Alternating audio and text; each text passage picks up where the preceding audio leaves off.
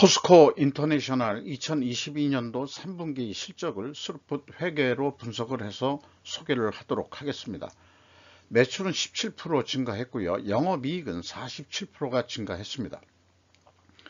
하단에 나와 있는 내용 참조해 주시고요. 내용이 좋았다고 생각하시면 구독, 좋아요 꼭 부탁드리겠습니다. 그리고 1.5 배속을 보시면 편하실 것입니다.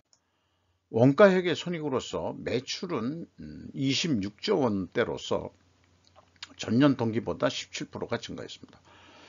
그런데 그 재고 자산은 포스코 인터내셔널이니까 주로 상품인데 제품도 있습니다. 어쨌든 그 재고가 18.2%가 감소했습니다. 이것은 이제 바람직한 결과라고 볼 수 있겠습니다. 매출 원가가 조금 그 매출 증가율보다 더 좀 작죠. 그러니까 이제 매출이익이 증가할 것이고 판매관리비를 빼도 영업이익은 41.2%가 증가한 것으로 그렇게 나오게 됩니다.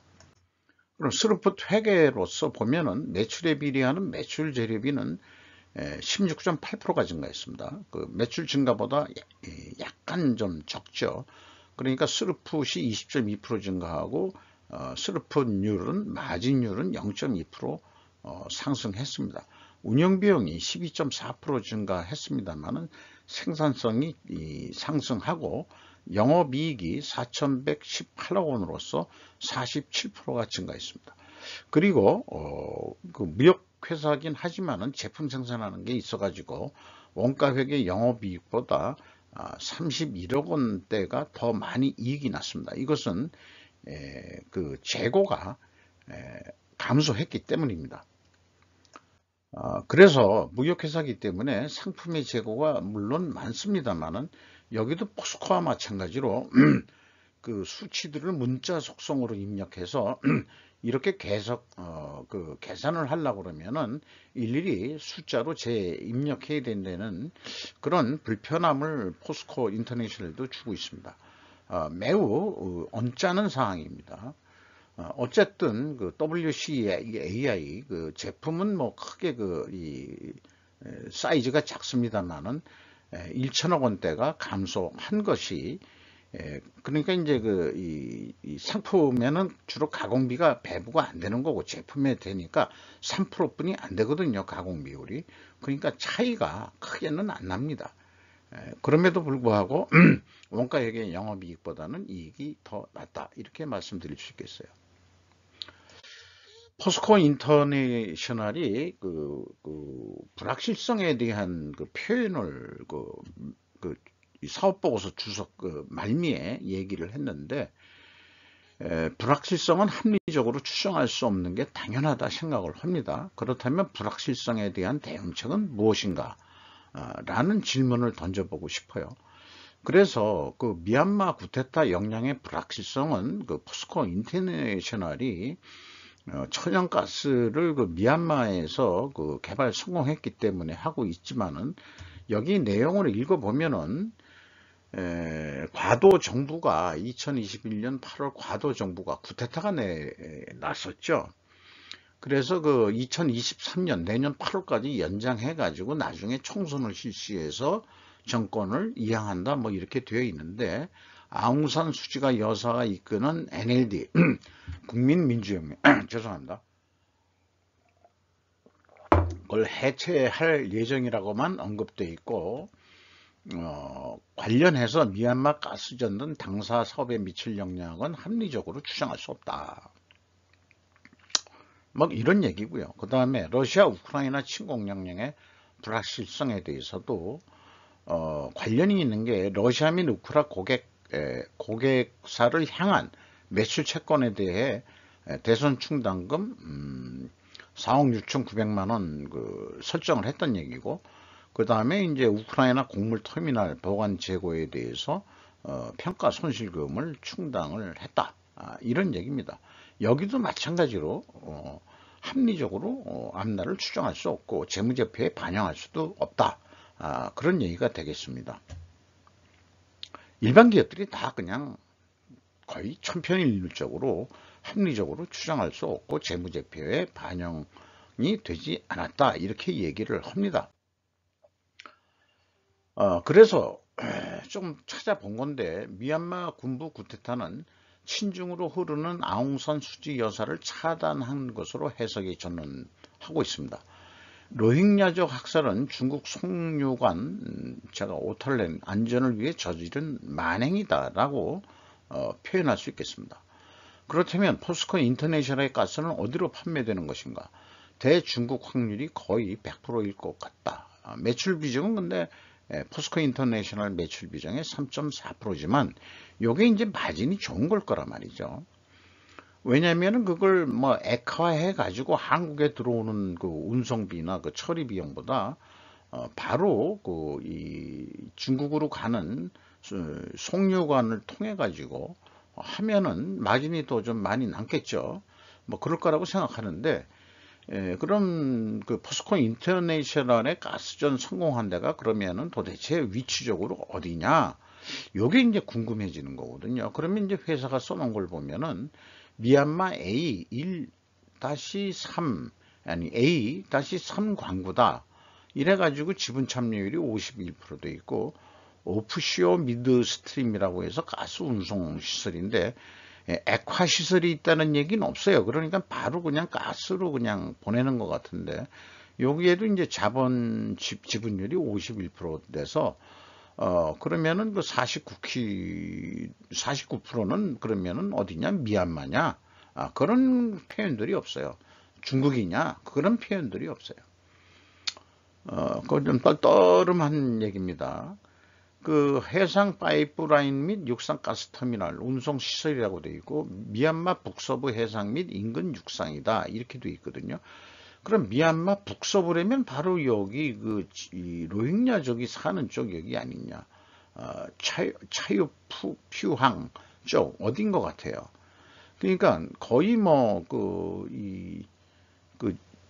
중국이 그 이용하는 항구하고 아주 인접한 데라고 생각을 합니다.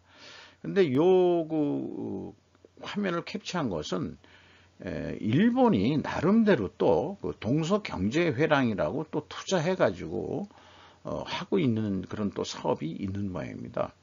이게 이제 왜 그러냐면은 이 말라카반도인가요?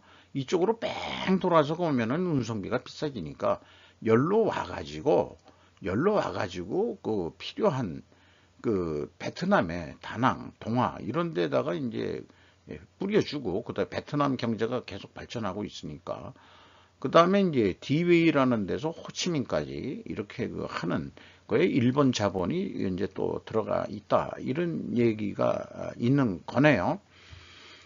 뭐 중국으로 가는 건 우리가 조금 참여하고, 그 다음에 일본은 이제 베트남 가는 거를 참여하고 있다 이렇게 봐지네요.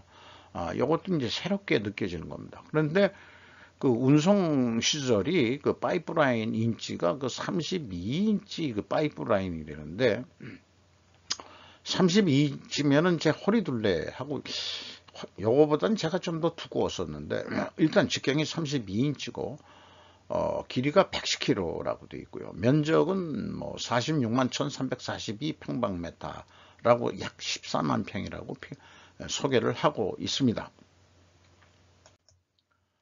경영평가지표로서 재고 회전율이 48.4회전으로 매우 높습니다.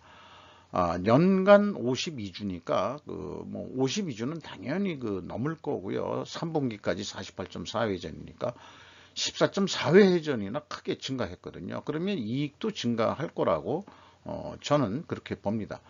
마찬가지로 그래서 스르픈율도 0.2%가 상승했습니다. 문제는 그 이자 부채율이 경영권 방어선인 50%를 올해 넘어버렸어요. 그럼 왜 이렇게 되느냐 그러면은 뭐 매출도 더 되고 수금도 뭐 잘 될 텐데, 뭐가 돈이 부족해서 왜 계속 돈을 꾸느냐 그러면 어디 투자할 데가 있어서 그런 거 아니냐, 뭐 저는 그렇게 이제 생각을 합니다만은,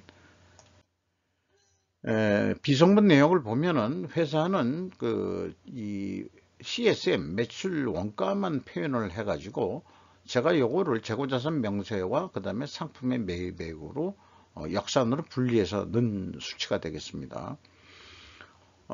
그리고 그 비성분도 역시 비공개를 했기 때문에 전년도 가공 비율을 감만해 가지고 비용을 조금 절감한다. 아니, 그러니까 총 제조 비용. 무역회사입니다만, 총 운영 비용, 영업 비용이라고 할지, 총 매출 비용이라고 얘기를 하면 되겠죠. 매출원가 비용. 여기에서 조금 내려갈 것 같다. 이렇게 이제 가정을 해서 뽑은 수치가 되겠습니다.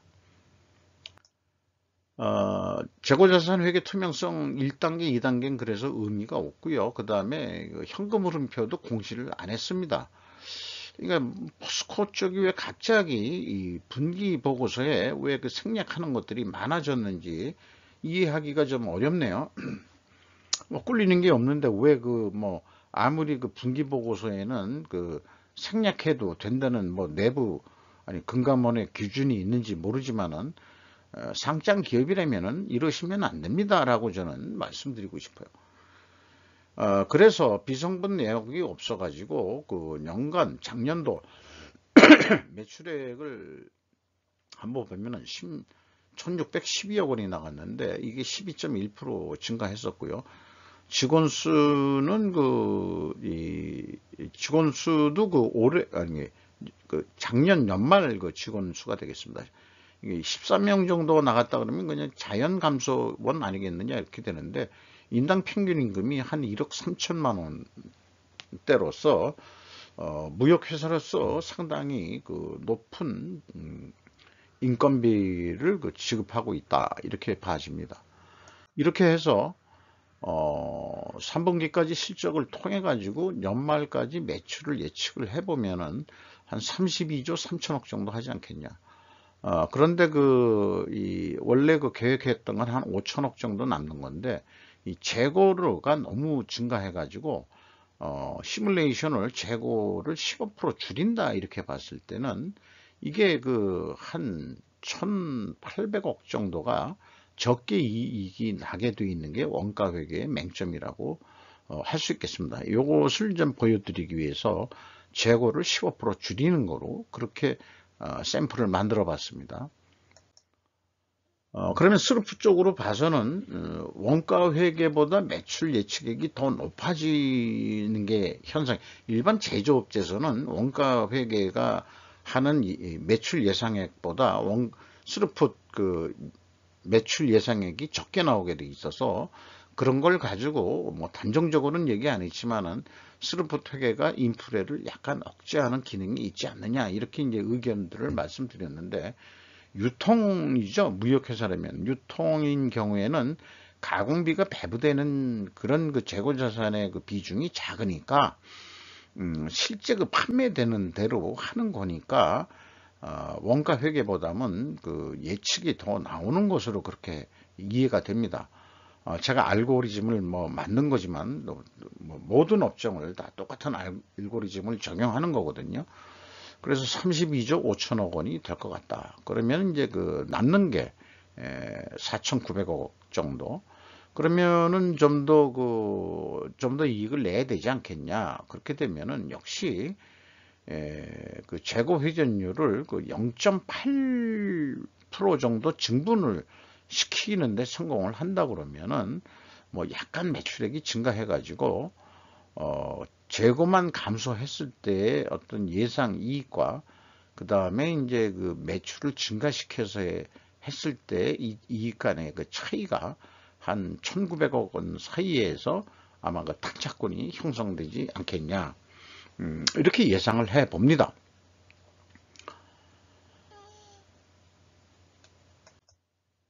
주가를 보면은 거의 변동은 없습니다. 450원 정도 지금 하락한 거로 되어 있는데 장부 가격보다 아직 82% 선밖에는 되지가 않습니다.